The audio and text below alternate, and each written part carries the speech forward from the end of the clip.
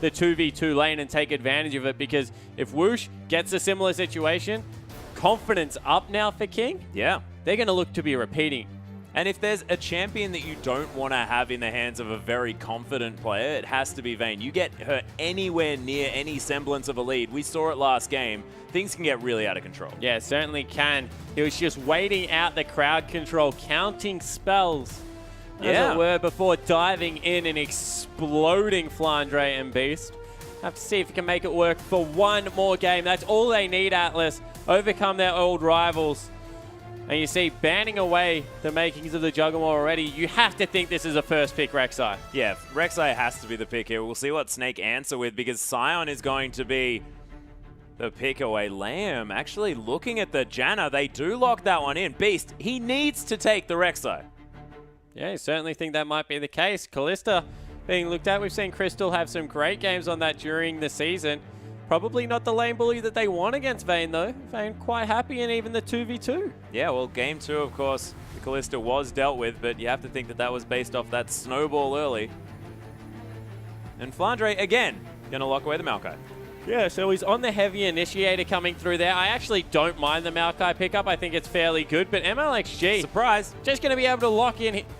Probably and the Karthus available as well, if Assassin wants it. Yeah, Karthus is available. With the likes of Ari and stuff, I still don't think that you take it straight away. But Barker doesn't play those champions. Never want to run the risk. Well, he they does. do.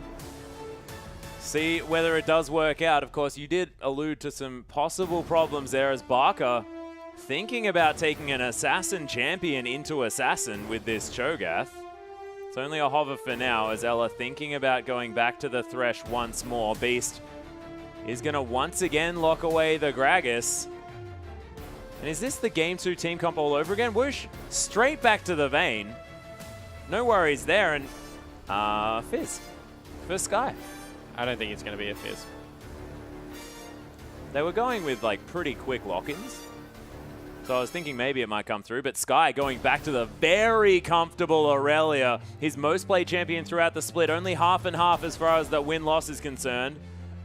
But did play it to great effect in the LSPL. And this is the team that King are looking like, the team that was running over Snake during that LSPL period. Yeah, it certainly is. And they've got the Azir, they've got the Gragas to be able to push Assassin off the team this time around.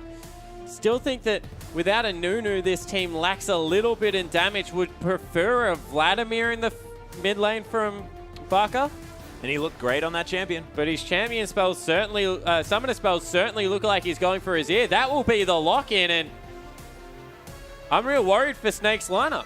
I'm worried for them as well, because MLXG back on comfort. Whoosh back on comfort. Assassin definitely on comfort. Sky now as well. This is the perfect team comp for King. Yeah, it's like they haven't taken anything away from this series. They stuck with the Urgot. They stuck with the Sejuani. This is a do-or-die game. And to repeat the same thing, I'm not going to call it insanity, but madness. It's madness, Spawn. Yeah, it's not, I guess, real smart is the way I'm going to look at it.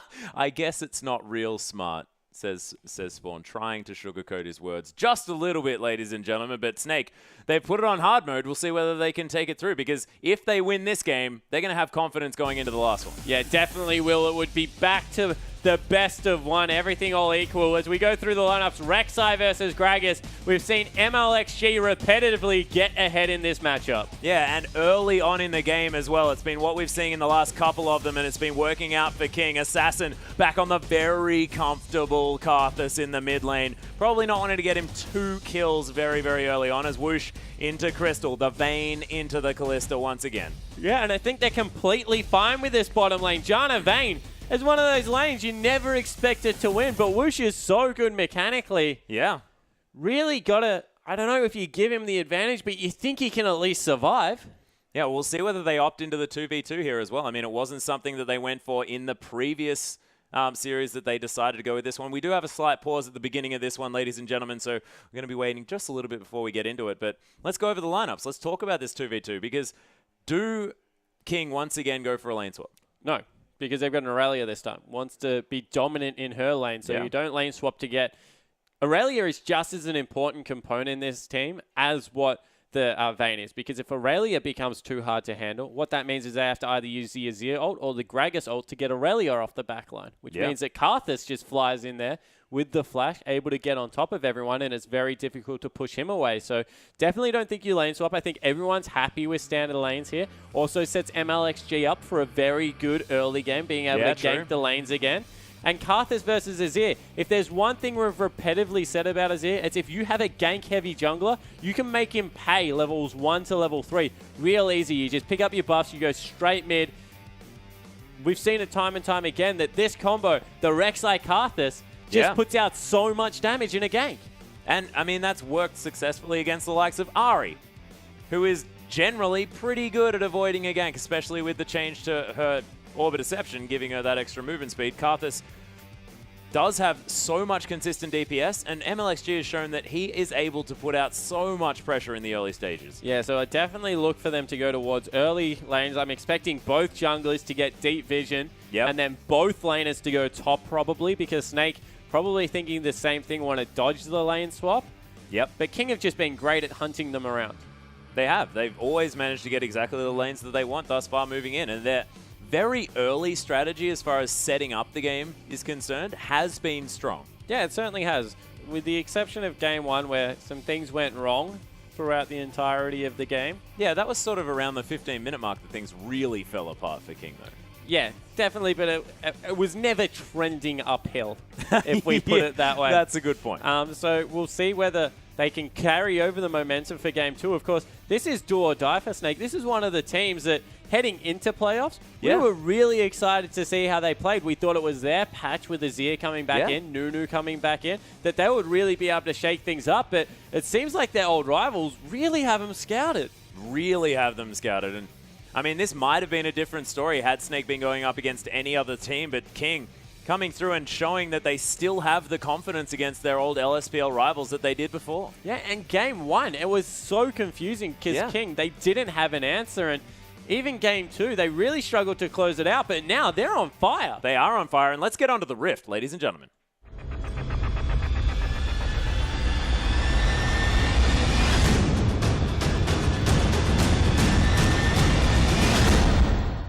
And here we are with King versus Snake. King with set point now in this best of 5 against the number 2 seed heading into playoffs in Snake.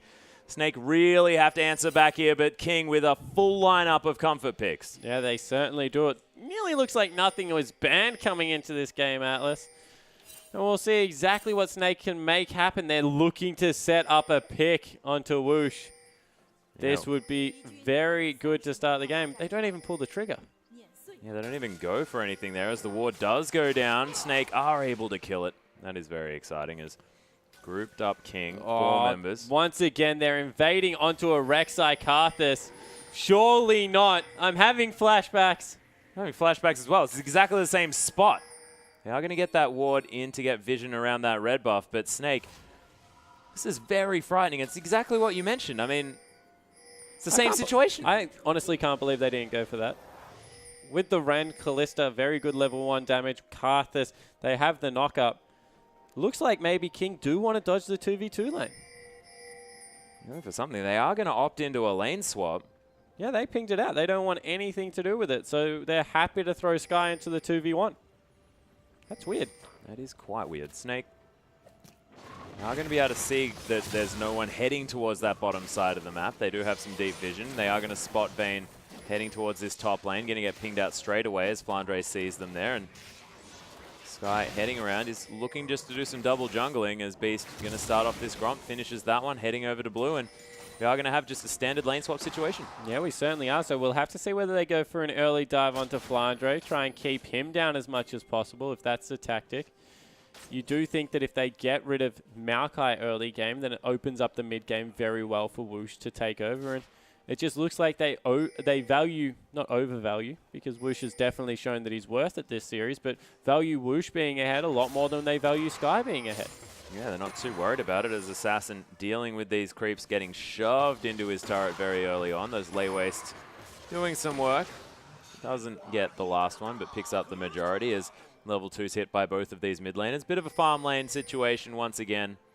Flying very packed up. He's left top lane, wants nothing to do with that anymore. I think he picked up a cheeky Krog there before heading down. MLXG continues the vertical jungle as Beast is going to do the same in kind. 4 members on this bottom side of the map. It is getting pinged out, and they might go for some sort of fast push Snake.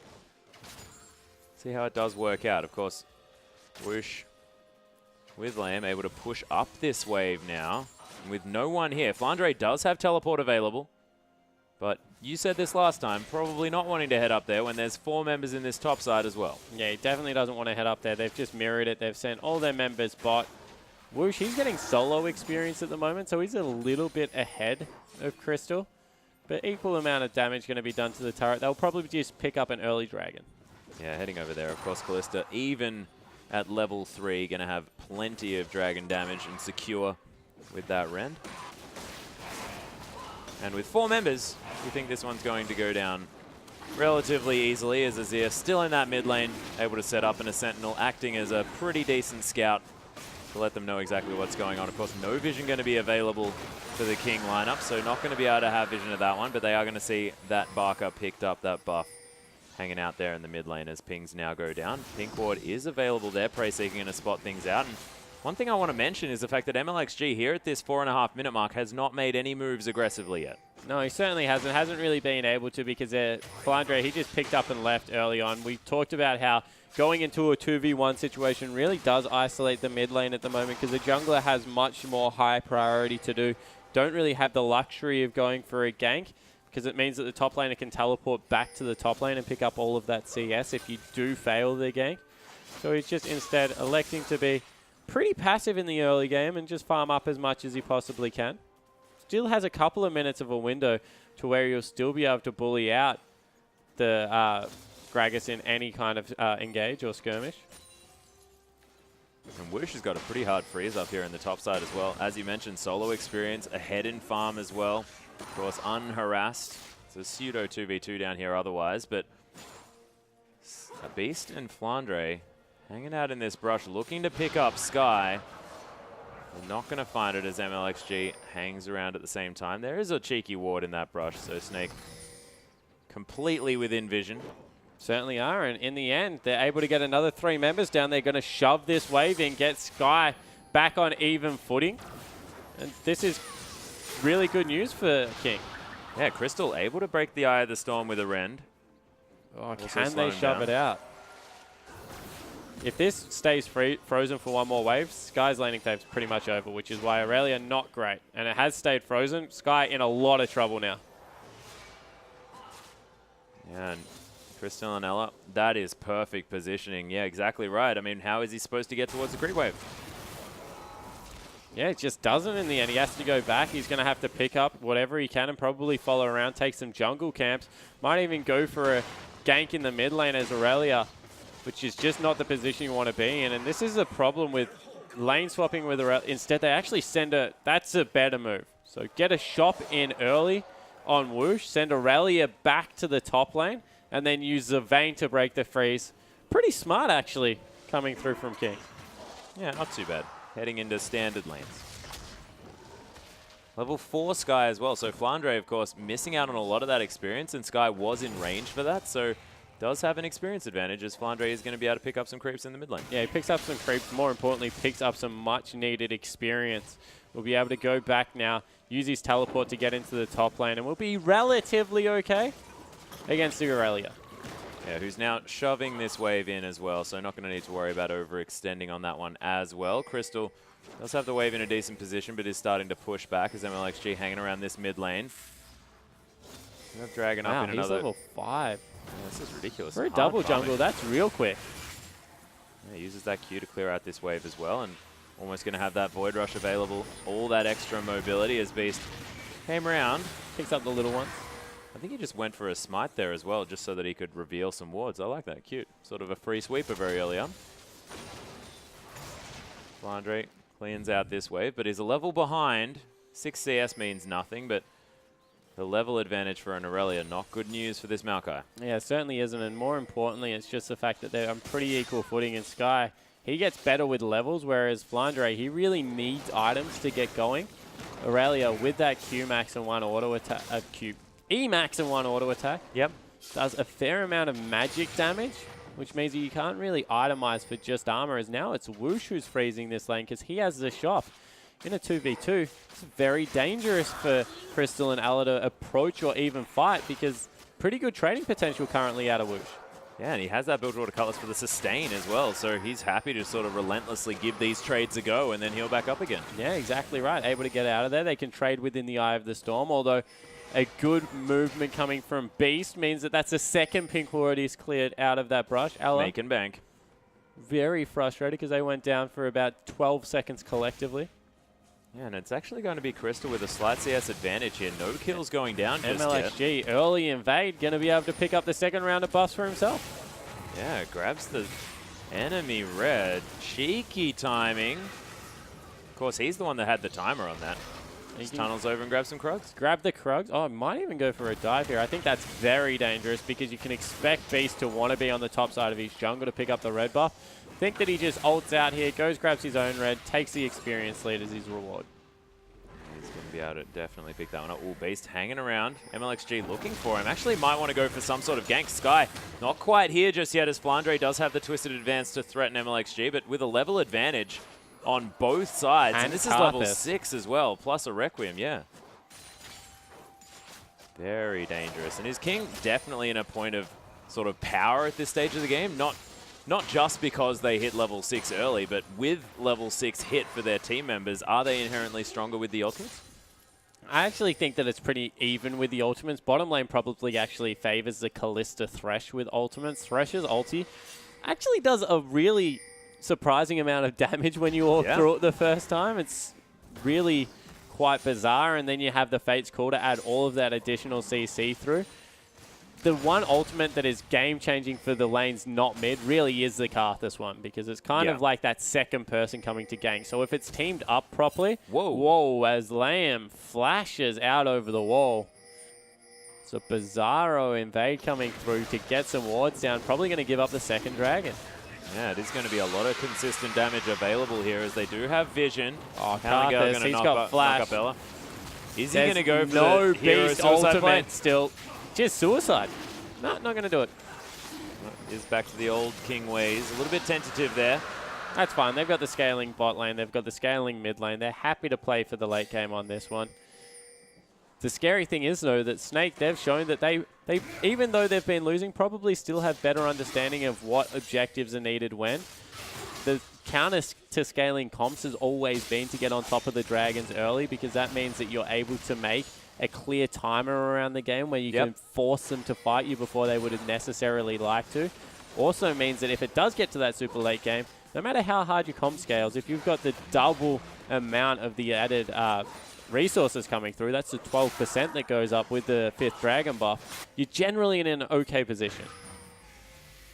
Yeah, and a pushing advantage now actually being opted into here for Crystal, picking up that Hurricane. You can see there's a lot of members here towards this top side. Flandre actually flashes out under the turret, does have the ultimate running.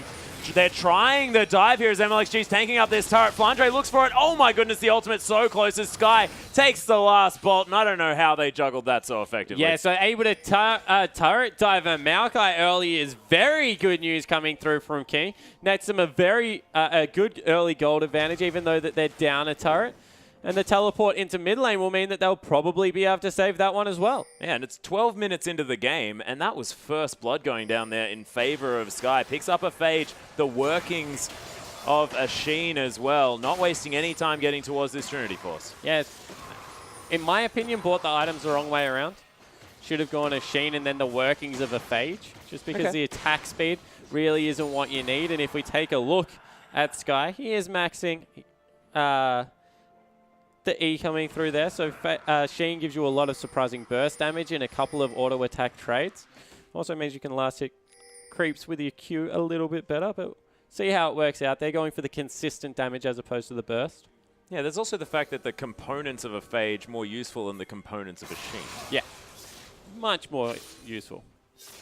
So, look, we'll see how it works. Does want to have that Rage passive in order to get out of ganks as well, as Final Hour is popped. Actually, Crystal opting in for this one as Blade of the Ruined King is there. He's going towards Flandre here, who manages to make it in there. Dodges out of the way, he does, but not quite able to do it. Sky's here picks as well. This one up, and Sky answering teleport. There's the ult coming through, and Flandre, nothing he can do. Double kill for Whoosh.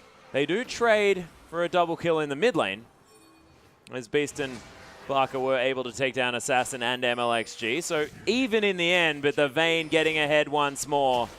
They pick up the outer turret in the mid lane. So Snake answering quite nicely. Yeah, so Snake answer very well. Able to catch 2 members out there in the mid lane. Getting the early turret for the Azir to be able to roam through. Of course, you value the mid turret above all else pre-20 minutes into the game. It opens up the whole of the enemy jungle. Not to mention the fact that now top much easier to dive. So probably give the advantage over to Snake. Azir scales just as well as Vayne into the late game. Yeah, well, it's true. We'll see whether he can make something of it here, as Barker struggled a little bit in the last game on the Azir, but has shown in the past that he's fantastic. Does have double buffs now as well. The CS advantage does have the Athenes on Holy Grail to head towards this mid. And Barker, game in your hands, my friend. We'll see whether he can do it. BF Sword completed for Crystal. Going to have a little bit more damage heading into this one. It's one thing that's very difficult was trying to go up against the Duelist of Vayne, who is so frightening, with the Hurricane, which is the AoE item, not going to help you out in that situation. Yeah, it certainly isn't. And, you know, they tried to bring support through Flandre in there, and it just wasn't enough in the end. Sky was able to match the teleport, which is just very useful. And I guess that is the one thing you will say. No one can really split push with Vayne at the moment. Probably can't even fight Vayne 2v2 at this point, which means that there is a very clear advantage as Flandre goes on an MLXG. Yeah, Sky is here. Of course, this is Flandre opting into a 1v2 for now, but does have a couple of members of his team collapsing in on this one. Oh, they've maybe caught Assassin. No, he gets back.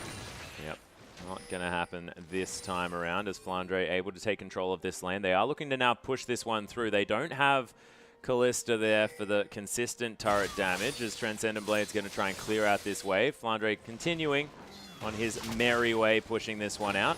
Beast and Barker may have caught Sky out here. Does have his flash. That's the flash into the body slam there as well, as Sky going to use the Blade Surge. Oh my goodness, that Emperor's Divide making Sky do all sorts of movements around this one, but Void Rush is going to deter the King members, the Snake members, sorry, from pursuing this one any further. Do King want to fight? They don't. They elect against it. So Sky may be a little bit too low. Gets a lot of his health back through that Heat 10 style and his Q being able to stack it up. Of course, applies on hit. Yep, not too bad. Fun fact for you, if you want to quickly CS and you need some health back. Not too bad at all. Of course, Blade Surge just in general, pretty good for clearing out of are anyway. they in range? They're looking for something here as MLXG wants to find a knock-up. Crystal still just milling about here in the mid lane. This is not where the Kalista wants to be. Might be pincered. Yeah. Not going to happen. Crystal's map movements in this whole series really need to be questioned. Just take shortcuts when shortcuts really aren't needed. It's quite interesting. Snake's still with an advantage as far as the gold is concerned, but you just have a feeling that King know what they want to do a little bit more. They're dictating the pace of this game, despite the fact that they haven't taken a tower yet. Yeah, so it's a standing gold. So it's relatively even for the fact that 2 turrets have gone over for Snake. The real advantage they have currently is the fact that Dragon is firmly in their favor, and they're going to be able to pick up another one because Whoosh as well as Sky are back in base. So this will be the 3rd Dragon by 16 minutes, which is really good news for them. Not really the gold advantage that they were looking for, but they've got a very decisive win condition here if they keep accelerating the pace of the game. Whoa, that Skittle almost managing to take it down. Of course, not going to combat the damage potential of a Rend that has been stacked for that long on the Dragon. And that is going to be the 3rd for Snake. And Barker once again going for the Luden's Echo. Even when he's ahead, likes that item pickup on the Azir. I'm not so sure about it, Atlas. He's one of 2 damage threats. If he ever dies early, it's not going to be good news. We saw that in Game 2, I believe. I guess he assumes that he needs to get the damage down and get it down fast. Yeah, well, that's exactly what Luden's Echo does, but the consistent threat of an Azir is just something that I don't think that you can really equal out with that item, not to mention the fact that there's so many things that you want to be able to dodge. If there is a surprising gap close that comes through, you can keep yourself safe. Requiem, if you win the end of a team fight, as Assassin now in a lot of trouble. He's in so much trouble. Righteous Glory going to get popped as there's the twisted advance. Assassin just getting thrown around. Takes the CS. Yep, Flandre going to pick up the kill on that one. Not going to use his Requiem as Assassin. No point. but of course did manage to clear out an entire creep wave, and this outer turret may not actually fall. Yeah, probably won't fall. Sky still has the ability to jump up there with Assassin as soon as Assassin respawns in about 18 seconds. I was going to say they can also have Rek'Sai join them, but that's no longer an option as he goes in there. So, yep, definitely going to pick up the last outer turret. And finally, Snake with a very, I guess, healthy lead for this point in the game. It's 1,000 gold only, but wow, MLXG, you need to be careful. Yeah, it's almost weird that he sort of altered there and then gets a little bit caught out by these Snake members. Sentinel going to spot a few people out. So it's 1,000 gold, but more importantly is that 3 dragons. They've equaled up the kills, so a very close game coming through here. Yeah. And just when you thought that Snake were out, they're starting to fight back. Yeah, they're figuring something out here, Spawn, as Vampiric Scepter is completed by Crystal. Almost has the Bloodthirster available at much quicker timing than he did in his previous Callista game this series. But you have to think, with the Aurelia here against the Maokai, who's sort of hitting his mid-game power spike now, no Trinity Force just yet. Sky just going to go back and pick that one up. Are King just waiting for their moment here this game? Yeah, well, they're certainly going to have a point in the game where Karthus, Aurelia, and Vayne completely outscale the opponent. So they definitely are looking for something like that. However, that's not for another 20 minutes. So Flandre is going to be able to get into that mid-game tank. He's gone the Righteous Glory build, not going for any scaling with something like a roll, which we just see is completely out of the meta at the moment. As well as the fact that Callista, she has one of the cheapest 2-item spikes coming through. Throw in the fact that that Stinger's already been completed for Baka. He's ready to go in these brawls. Yeah. They have a very good mid-game composition out of Snake at the moment as Sky takes a trade that he maybe doesn't want. Yeah, Crystal actually getting very aggressive. Transcendent Blaze just to clear out the wave and deter Crystal from going any further. But Assassin was waiting there. They may have been able to catch him with a Wall of Pain, but not deciding to go too aggressive, which has been the MO here for King so far. Yeah, it definitely wasn't in Game 3, though. You have to really say that they stepped it up in that game, and we'll see exactly what can come out here as Snake, they're starting to clear vision around this Dragon. It's about 3 minutes away, but they still want to prep it nice and early, make sure that they're in control of that one. Well, if they pick up the 4th, I mean, they're 3 towers to nothing, 3 dragons to nothing, 3 kills to 3, lots of 3s. They're certainly in control when it comes to these map objectives. Yeah, they certainly are, and now it's what they do with it. Are they able to force advantageous fights because they have a clear win condition? Do King choose to fight at the 4th? Are they willing to go the 50-50 smite for the 5th and then try and win the fight off the back of that? Ball really in King's Park now because Snake, they're the ones that have been proactive and forced the play. Well, Flandre continuing to push out this top wave. They have managed to take that outer turret, of course, previously. And Callista and Thresh still hanging out in this bottom lane. So both of these teams have been wanting to play this laning phase for a very long time in all of these games. They certainly have. In top lane, Flandre actually got Sky's ultimate out and had a very good trade. With now the makings of a Frozen Heart coming through, is able to get the better of the Aurelia player. Which is very interesting. I mean, you were talking about the fact that, you know, Trinity Force coming through, very, very big spike here for Aurelia, but Flandre able to weather that storm quite nicely. It's weird because Aurelia's power spike against tanks isn't Trinity Force. Oh, okay. It's the first defensive item. If she grabs a Spirit Visage against 2 items onto the Maokai, will be in a very good position. Against AD carries, she turns into kind of an assassin after the first item pickup. It's why you see sometimes people throw a couple of extra points even in the queue to make sure that they're able to get the double dive onto the backline before they start maxing the W. Of course, that's great for consistent damage, but with the mobility creep that came through, it's just very hard to get multiple auto attacks off on people in team fights. Well, we'll see what does happen. Luden's Echo completed by Barker. Does have that He's one. real strong at the moment. He is real strong at the moment. Crystal has Berserker's Greaves plus his 2-item spike in that Hurricane and the Bloodthirster. So he's fight ready as well. Righteous Glory and Flandre hasn't been back just recently, but has a bit of gold. Might be able to buy, you know, a couple of cloth armors there, some casual cloth armors. Beast with his Sightstone and Cinderhulk going towards that Frozen Heart now as well. But there are some item spikes here, especially for the mid laner and AD carry of Snake, that they can ride home about. Dragon up the 4th time this game. Teleport coming through early. This is where they fight. Yeah, Flandre actually getting aggressed on here by MLXG, but look at all of the damage from Barker. That is already the Rek'Sai at half health. Doesn't have Void Rush in order to get back into the fight if he decides to back away.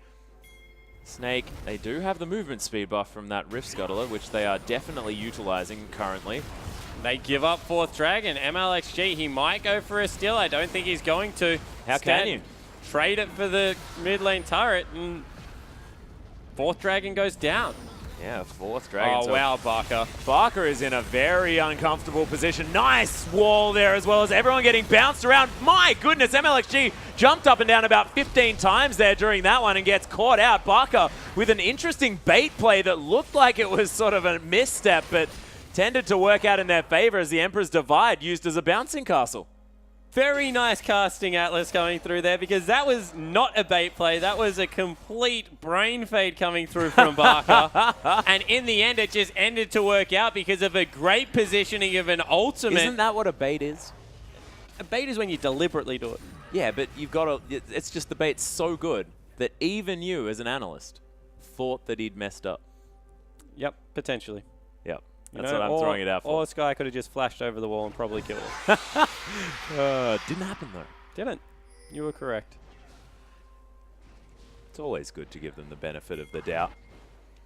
But Assassin going to be able to take down a pink ward. Of course, it's not the end of the world losing MLXG, but he's not having the performance that he's normally had. Normally, it's a far bigger number there in the first column for this Rek'Sai. 0, 2, and 1 now, but still farming up a Storm.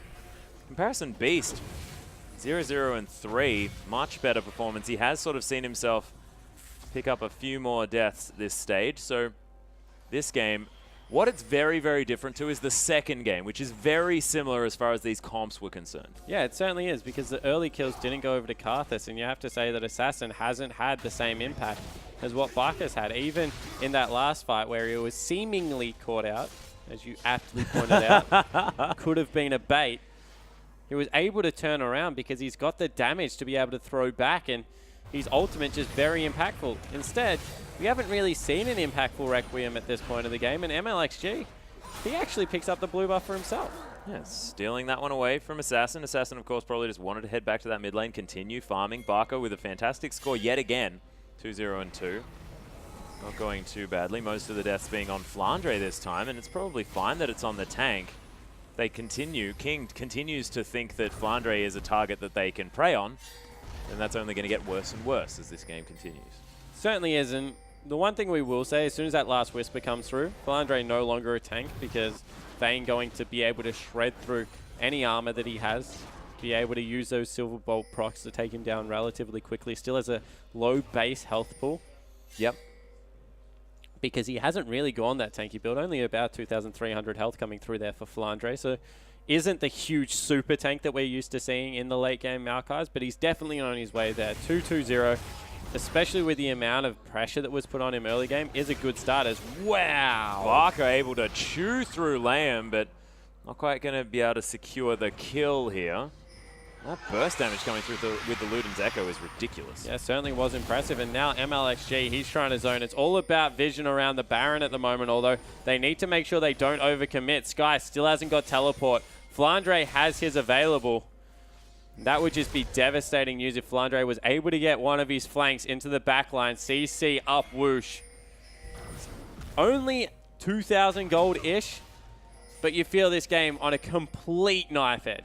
Well, it's really true. And the thing that I want to look at is the fact that Crystal, instead of being 2 items behind at this stage, is currently very even with Whoosh. Yeah, it certainly is. Whoosh is just behind in gold at the moment. Impact-wise, in an AoE teamfight, Crystal going to have a much better time. Whoosh in the 1v1 scenarios where he's got a tank diving will be able to deal much better than what Crystal will be at the moment. But it just all depends on the execution, Atlas. If they go way too heavy dive onto the Vayne, you feel that Whoosh might be able to get some work done. In saying that, if everyone stacks up, Crystal might be able to have a field day. It really depends how these fights turn out, which is probably why neither team really wants to fight currently.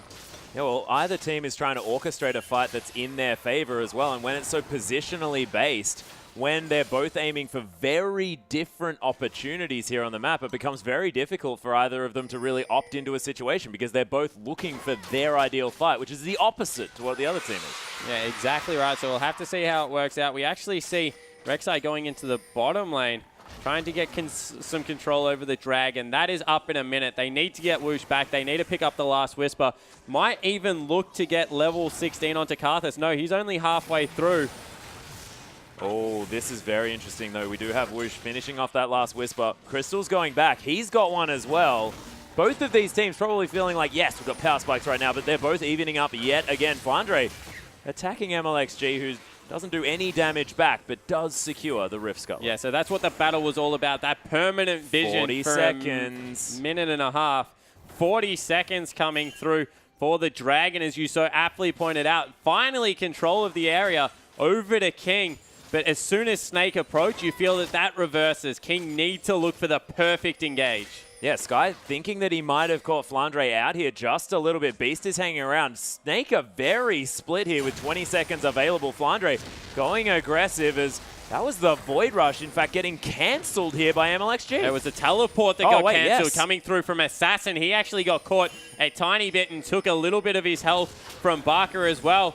Sky, he's trying to zone out Flandre. Don't know if it's working. Yeah, Beast is here. There's the explosive cast getting Assassin away from his carries here as Ella comes in. Liam's just going to get deleted. No, not quite, as there's the Emperor's Divide. Flandre walking through unhindered as Assassin now getting a lot of AoE down. Flandre is going to fall. MLXG going to fall on the backside as well. Assassin going to die. Oh my goodness, Whoosh just evaporates as Crystal gets his rend out and the Fate's Call comes through. Sky now coming down, and I don't know where Crystal went, but he just bounced about that fight, and they score the ace for 1. And they get the 5th Dragon, probably the Baron as well, Atlas, if they hightail it there right now. What a team fight for Snake. They pick up a 4,000 gold lead, and now everything is in their favor. Yep, 5 Dragons. Baron going to be on the way as well, and Snake, this is the lead that they were hanging out for. Now they can just use their Snake play style and finish out this game. We're pretty confident that they'll be able to do that, but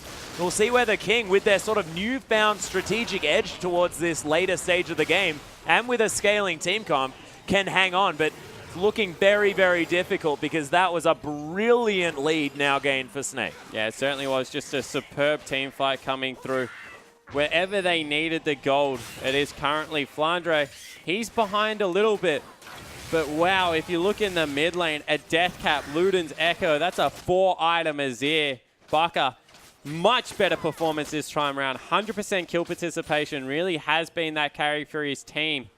Crystal also stepping up. We said that he needed to. Whoosh was having the better end of this series by a long way.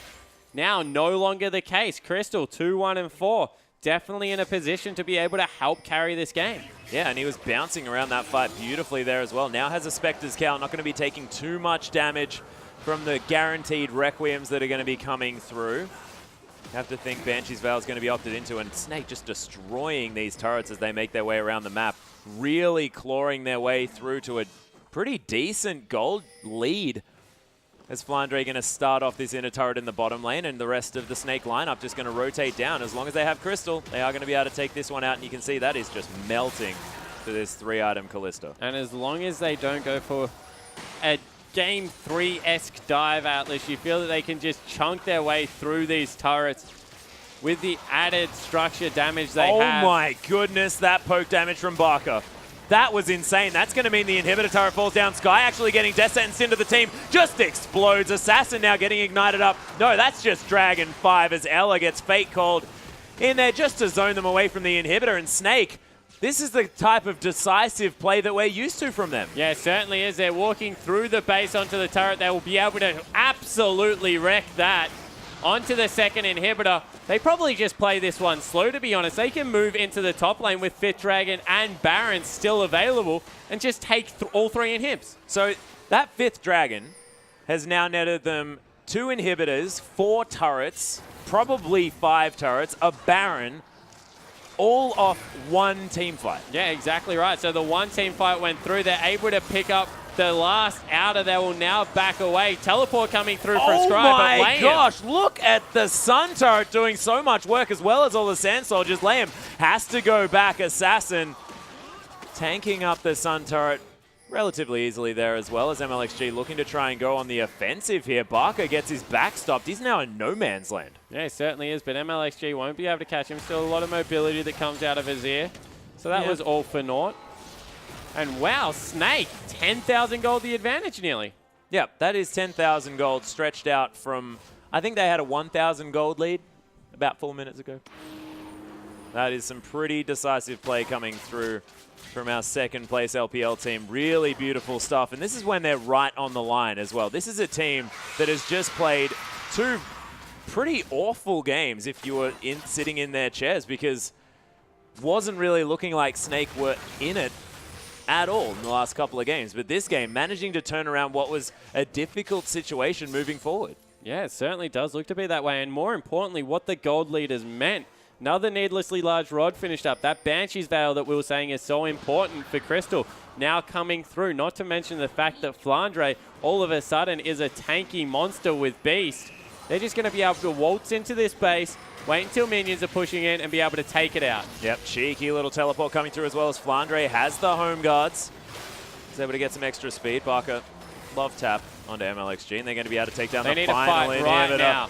There's the ultimate to come down. MLXG bouncing around this one. Can't quite get in there as Assassin from the backside trying to get some layways out. But you can see Sky, he's not a tank in this fight at all. Liam, he gets bounced around. It's a decent Monsoon to get them back in, but that's going to mean Assassin's dead. Able to get a lot of death to fight damage through, but Crystal just life steals up. Beast is going to die, but it's a 2-for-1. And Snake, they've got super creeps heading into this base. They're going to be able to take down the Nexus turrets. And Snake, they're going to make this one a tied up 2-2 series going to Game 5. Game 5 between King and Snake coming up. Snake, a dominating performance. We said that they had a better understanding throughout the entirety of the season of what objectives they needed to take Precisely. next. And that is exactly what won them that game. It was really beautiful. That was all off one team fight as well. This is something that we've criticized King for. They win fights beautifully, and then they don't really manage to take the objectives afterwards. That was the perfect example of what you can do when you win a fight in the mid-game, and it was beautifully done. And of course, they did have the opportunity to pick up a 5th dragon, which does make a whole lot of the rest of the stuff pretty easy, but really beautiful play coming through from Snake, and we'll see whether they can carry